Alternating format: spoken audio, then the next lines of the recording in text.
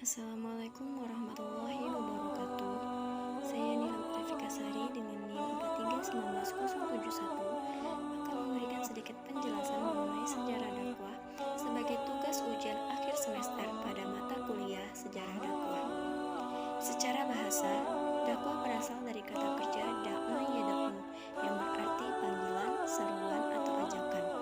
Secara istilah, dakwah berarti kegiatan yang bersifat mengajak dan memeluk orang untuk taat kepada Allah sesuai dengan garis akidah, syariah, dan akhlak Islamiyah. Dakwah merupakan kegiatan yang abadi dilakukan sejalan dengan dinamika kehidupan manusia itu sendiri.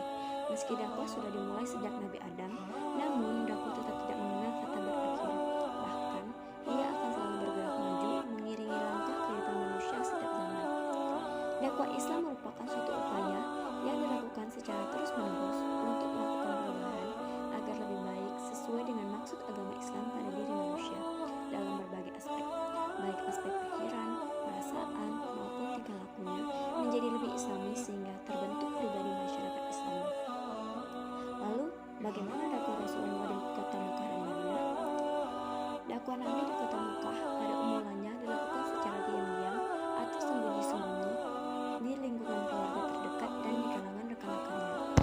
Di antaranya, Khadijah istrinya, Ali bin Abi Thalib, Abu Bakar, Zaid, Ummu Aiman, yang berlangsung selama 3 tahun. Selanjutnya, dakwah dilakukan dengan terang-terangan secara lisan, misalnya memberi nasihat dan peringatan.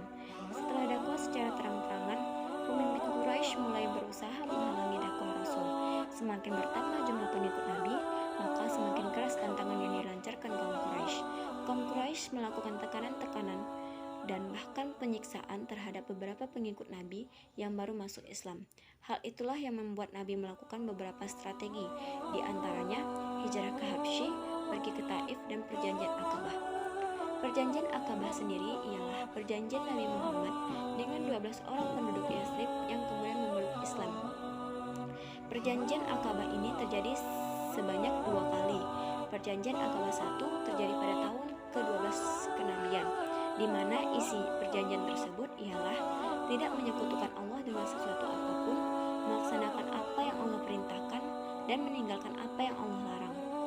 Yang kedua, perjanjian Aqabah 2. Yang pertama, siap dan bersedia melindungi Nabi Muhammad, ikut berjuang dalam membela Islam, ikut memajukan agama Islam, siap menerima segala risiko dan tantangan. Sedangkan dakwah Nabi di Madinah dianggap sebagai kelahiran baru agama Islam setelah ruang dakwah di Mekah terasa sempit bagi kaum muslimin.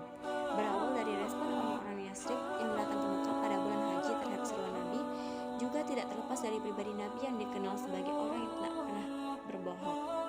Keberhasilan dakwah Nabi dapat dilihat pada sikap orang-orang Yathrib di perjanjian Aqabah 1 dan 2, di mana mereka mau mengubah sikap dan perilaku mereka, bahkan bersedia menjadi pelindung Nabi.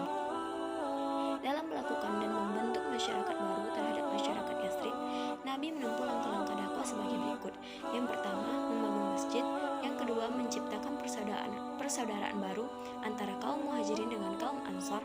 Yang ketiga, perjanjian dengan masyarakat Yahudi Madinah dan pembangunan peranata sosial dan pemerintahan.